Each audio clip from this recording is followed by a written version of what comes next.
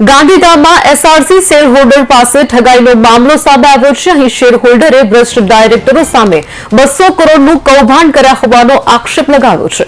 આ અંગે અંજારના ડીવાયએસપીનું નિવેદન સામે આવ્યું છે. આ મામલે આદિપુરના ઓમપ્રકાશ નવાણી દ્વારા કરવામાં આવેલા અરજીઓ અંગે પણ પોલીસ હાલ તપાસ હાથ ધરી છે તથા પોલીસે આ કૌભાંડને લગતા જરૂરી પુરાવા એકઠા કરીને તેના આધારે અલગ દિશામાં તપાસ કરશે.